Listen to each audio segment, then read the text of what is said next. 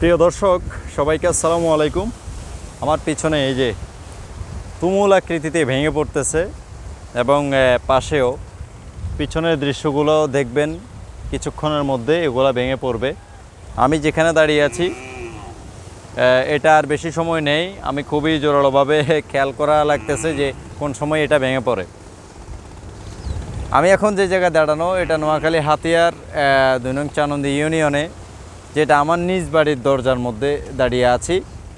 তো আপনাদেরকে আমি কিছুক্ষণ পরেই দেখাবো যে আমার বাড়ির গাছগুলা কাটতেছি নদীর গর্ভে বিলীন হয়ে গেছে। এক কথায় যেটা বলতে হচ্ছে, নদীর গর্ভে বিলীন হয়ে গেছে।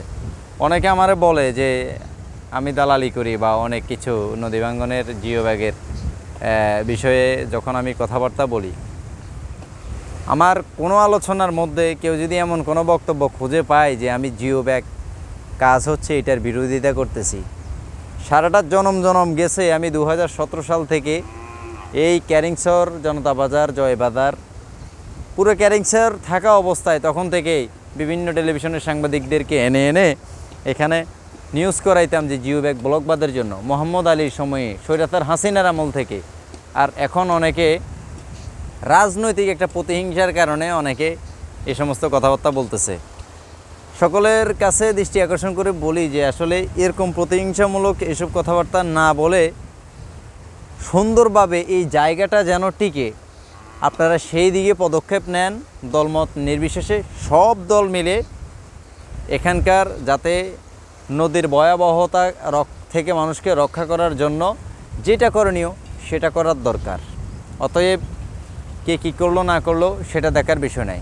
আপনাদের খেয়াল আছে কি না জানি না, আমি একটু স্মরণ করাই দিতে চাই যে 2021 সালে 20 সালের শেষের দিকে আপনার রানীগ্রাম নামে একটা জায়গা ছিল, সেখানে নদী ভাঙ্গন নিয়ে অনেক আলোচনা হয়েছে। একটা উদ্যোগ নিয়েছিল দেশের সাধারণ মানুষ মিলে যে সবাই, এই যে আবার তলায় পড়তেছে দেখুন,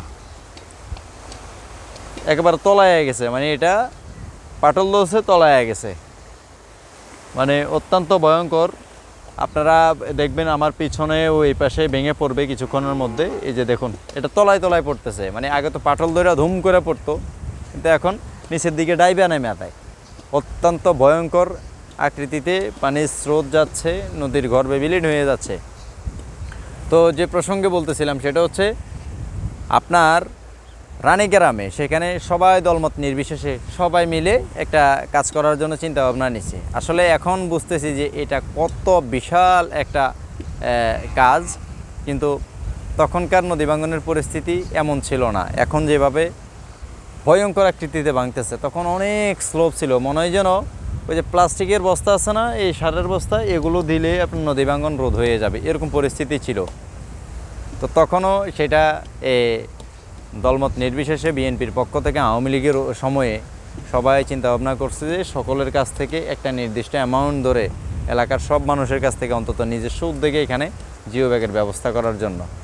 কিন্তু তখন এই আওয়ামী লীগের স্বৈরশাসক এই মোহাম্মদ আলী সেটা করতে দেয় নাই, সবাইকে বাধা বিপত্তির মধ্যে রেখেছে, হুমকি দামকির মধ্যে। এমনকি আমি নিজেও, এখানে একটা বেড়িবাঁধ হয়েছে, বেড়িবাঁধ নিয়ে আমি ওই বেড়িবাঁধ করতেছে বালি নিয়ে, আমি সেটা নিয়ে কথা বলতেছি, আমারে হুমকি দামকির মধ্যে রাখছিল।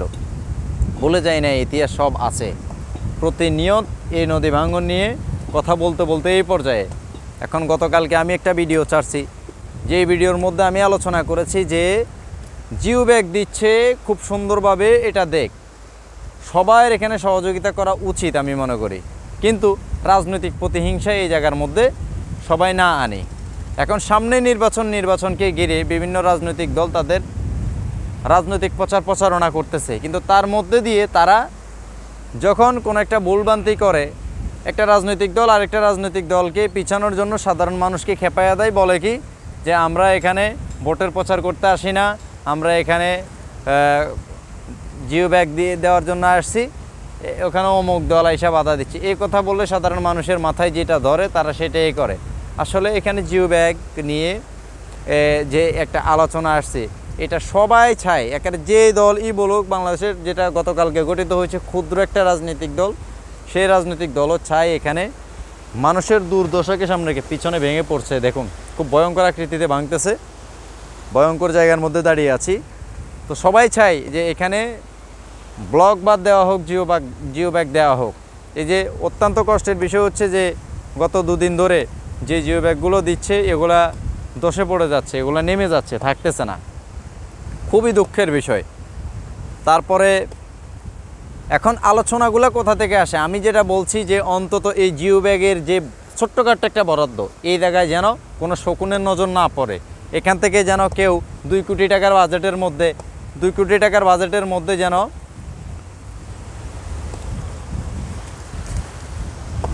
অন্তত 2 কোটি টাকার একটা ছোট্ট বাজেটের মধ্যে যেন কেউ 50 লাখ টাকা চাঁদা দাবি করে, চাঁদা খেয়ে যেন না বসে।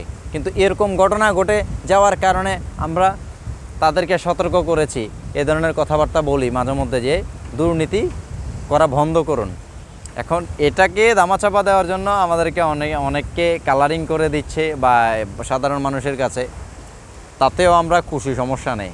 সাধারণ মানুষ জাজমেন্ট করবে, এলাকার সকল মানুষ এটা দেখবে।